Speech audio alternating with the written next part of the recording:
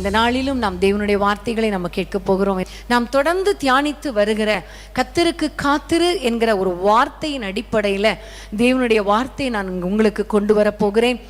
நாம் தொடர்ந்து வாசிக்கிற அந்த வசனம் ரூத் 3ஆம் அதிகாரம் 18ஆம் வசனத்தை நம்ம வாசிக்க கேட்போமா? ரூத் 3:18.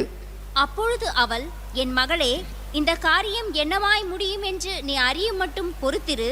அந்த மனுஷன் இன்றைக்கு இந்த காரியத்தை முடிக்கும் முன் இளைப்பாற மாட்டான் என்றாள். ஆமேன். என் மகளே, இந்த காரியம் என்னமாய் முடியும் என்று நீ அறியும் மட்டும் பொறுத்திரு, அதாவது காத்திரு. ஆமேன். ஹல்லேலூயா.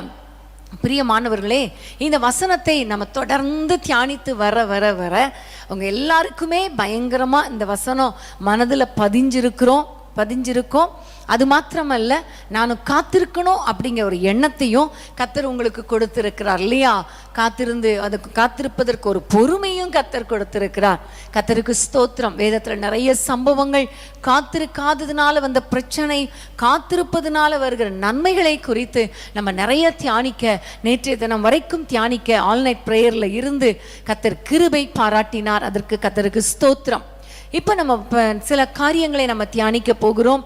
திருப்பிக் கொள்ளுங்கள் வேதத்தை. நீதிமொழிகள் 13ஆம் அதிகாரம் 12ஆம் வசனத்தை நம்ம வாசிக்க கேட்கலாமா? நீதிமொழிகள் 13:12. நெடுங்காலமாய் காத்திருத்தல் இருதயத்தை இளைக்க பண்ணும், விரும்பினது வரும்போதோ ஜீவ விருட்சம் போல் இருக்கும். ஆமென். நெடுங்காலமாய் காத்திருக்குதல் இருதயத்தை இளைக்க பண்ணும், விரும்பினது வரும்போதோ ஜீவ விருட்சம் போல் இருக்கும். ஹல்லேலூயா. அன்னைக்கு நிறைய பேர் நிறைய காரியங்களுக்காக கொஞ்ச நாள் அல்ல, நிறைய நாள் நெடுங்காலம் நீங்க காத்திருக்கிறீங்க இல்லையா? ஆண்டவர் உங்களை பார்த்து தான் கர்த்தர் சொல்லுகிறார், நெடுங்காலமாய் நீங்கள் காத்துட்டு இருக்கீங்க. ஆனா அந்த விரும்பின காரியம், நீங்கள் காத்திருக்கிற காரியம், நீங்கள் எதிர்பார்த்திருக்கிற காரியங்களை கர்த்தர் கொண்டு வரும் பொழுது அது உங்களுக்கு ஜீவ விருட்சம் போல இருக்கும். ஆமென். ஹல்லேலூயா. கர்த்தருக்கு ஸ்தோத்திரம். ஒவ்வொரு நாளும் ஆண்டவருக்கு காத்திருக்க காத்திருக்க காத்திருக்க கர்த்தர் பெரிய காரியங்களை செய்வேன் என்று வாக்கு பண்ணி இருக்கிறார்.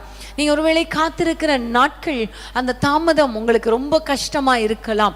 எப்பவுமே பிராக்டிக்கலா பார்த்தா அப்படிதான் இருக்கும். காத்திருக்கிறதுக்கு கஷ்டமா இருக்கும்.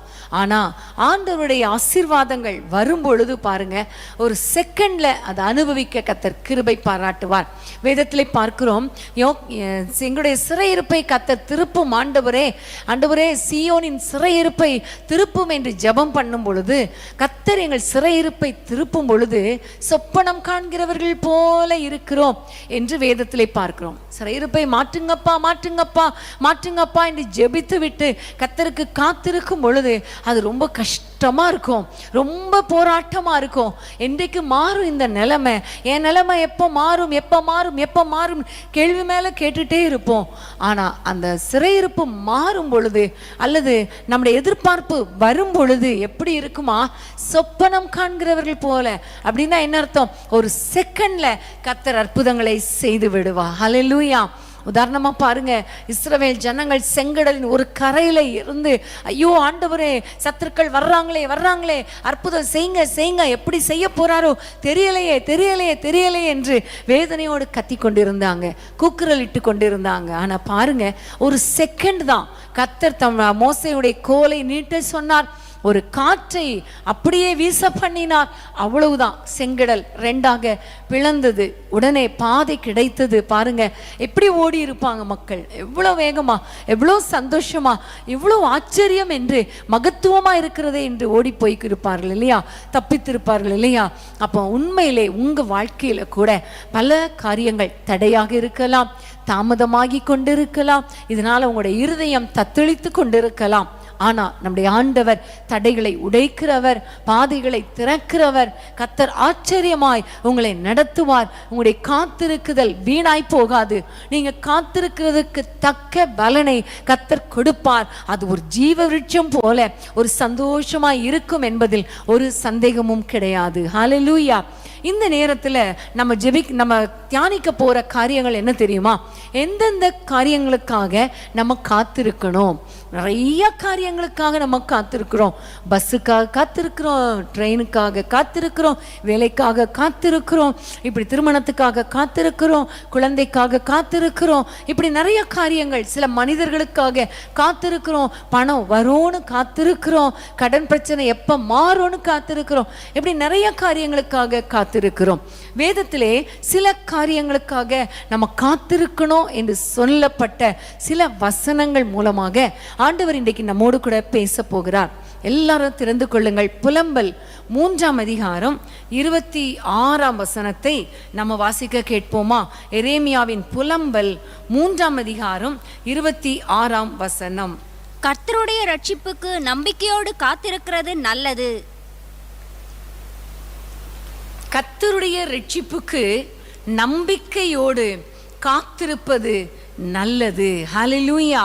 அன்பான தேவனுடைய பிள்ளைகளே, இன்னைக்கு நம்ம நிறைய காரியங்களுக்காக காத்திருக்கிறோம். ஆனால் ரட்சிப்புக்காக காத்திருக்கிறோமா? ரட்சிப்பு நிறைவேற நம்ம காத்திருக்கிறோமா? நம்முடைய வாழ்க்கையில், நம்முடைய குடும்பத்தில் ரட்சிக்கப்படாத பிள்ளைகளுடைய ரட்சிப்பு நிறைவேறும்படி ரட்சிப்புக்காக நம்ம காத்திருக்க வேண்டும் என்று ஆண்டவர் இன்னைக்கு நமக்கு கற்றுக் கொடுக்கிறார். ஹல்லேலூயா. அன்பான தேவனுடைய பிள்ளைகளே, உங்கள் வாழ்க்கையில் நீங்கள் 2 விதமான ரட்சிப்புக்கு காத்திருக்கலாம். ஒன்று ஆத்தும ரட்சிப்புக்காக, 2வது சரீர பிரகாரமான பிரச்சனைகளில் இருந்து ரட்சிப்புக்காக அல்லது விடுதலைக்காக நீங்கள் காத்திருக்கலாம். இன்னைக்கு ஆண்டவர் சொல்லுகிறார், நீங்க ரட்சிப்புக்காக நம்பிக்கையோடு காத்திருங்கள். நீங்க நம்பிக்கையோடு காத்திருக்கும் பொழுது நீங்கள் நம்புகிறது அவராலே வரும். ஆமென். ஹல்லேலூயா. அன்பான தேவனுடைய பிள்ளைகளே, உங்க வாழ்க்கையில உங்களுடைய பிள்ளைகள் அல்லது கணவன் அல்லது மனைவி அல்லது பெற்றோர் யாராவது ஒருவர் ரட்சிக்கப்படாததினால அந்த ரட்சிக்கப்படாத நபரின் நிமித்தம் எவ்வளவு போராட்டங்கள், எவ்வளவு உபத்திரவங்கள், எவ்வளவு பிரச்சனைகள் இல்லையா? உங்களுடைய வீட்டில் கொஞ்சம் யோசித்து பாருங்களேன். நிறைய பேர் நீங்கள் மெசேஜ் அனுப்பிட்டே இருப்பீங்க, என்னுடைய கணவர் ரட்சிக்கப்படணும், என் பிள்ளை ரட்சிக்கப்படணும், என் பிள்ளை கீழ்ப்படுகிறதே இல்லை. சமீபத்தில் ஒரு அம்மா ஃபோன் பண்ணும்போது அவங்க சொன்னாங்க, ஒரு வாலிப மகன் அவன் கீழ்ப்படுகிறதே கிடையாது. கொஞ்சம் எதிர்த்து கேட்டா உடனே தகப்பனை அடிப்பதற்கு கையை ஓங்குகிறான். பைக்கு வேணும் வேணும் வேணும்னு எங்களிடத்துல பயங்கரமாக கேட்குறான். இடத்துல பணமே இல்லை, என் கணவர் என்ன செய்வதென்று தெரியலங்கிறாரு. இப்படிப்பட்ட சூழ்நிலையில எத்தனையோ குடும்பங்கள் போராடி கொண்டிருக்கிறது. கணவருடைய குடி பழக்கத்தினால எவ்வளவு போராட்டங்கள், பிள்ளைகளுடைய தவறான பழக்க வழக்கங்களினால, உறவுகளினால குடும்பமே சிக்கி தவித்து கொண்டிருக்கிறதே. மனைவியுடைய ஊதாரத்தனமான அந்த பணத்தை செலவு பண்றதுனால, அவள் ரட்சிக்கப்படாததினால என்னுடைய மனைவி எப்பொழுது ரட்சிக்கப்படுவாள் என்று காத்து கொண்டிருக்கிற வேதனையோடு இருக்கிற கணவர்கள் ஏராளம். இப்படி எல்லா பக்கத்திலும் குடும்பத்தில் ரட்சிப்பு வேண்டும் என்று நம்ம நம்புகிறோம், எதிர்பார்க்கிறோம். ஆனால் காத்திருப்பதற்கு கஷ்டமா இருக்கு இல்லையா? எவ்வளோ நாள் ரட்சிப்புக்காக ஜெபிக்கிறது, 5 வருஷம் ஜோமணி ஆச்சு, 10 வருஷம் ஜோமணி ஆச்சு, இன்னும் ரட்சிக்கப்படலை என்னுடைய கணவர், என்னுடைய பிள்ளை என்று சொல்லும் பொழுது ஒரு சோர்வு வந்து விடுகிறது, ஒரு வேதனை வந்து விடுகிறது. இன்னும் என்னுடைய பிள்ளைகள் திருந்தலையே அப்படி நினைக்கும் பொழுது எவ்வளவு கஷ்டம் இல்லையா? ஆனால் இன்னைக்கு ஆண்டவர் சொல்லுகிறார், நம்பிக்கையோடு காத்திருங்கள். ரட்சிப்புக்காக நம்பிக்கையோடு காத்திருங்கள். நிச்சயமாகவே ரட்சிப்பு வரும், ரட்சிப்பு நிறைவேறும். ஹல்லேலூயா. அன்றைக்கு சிமியோன் சொல்லுகிறார், லூக்கா 2ஆம் அதிகாரத்தில், இந்த ரட்சிப்பு, இந்த ரட்சணியத்தை பார்க்கும்படி என்னுடைய கண்கள் பார்க்கும்படி நான் ஆவலோடு காத்திருக்கிறேன் என்று சொன்னார் இல்லையா? அதே போலதான் இன்னைக்கு எந்த அளவுக்கு ஆவலோடு ஆண்டவரே ரட்சிப்பு வருவதாக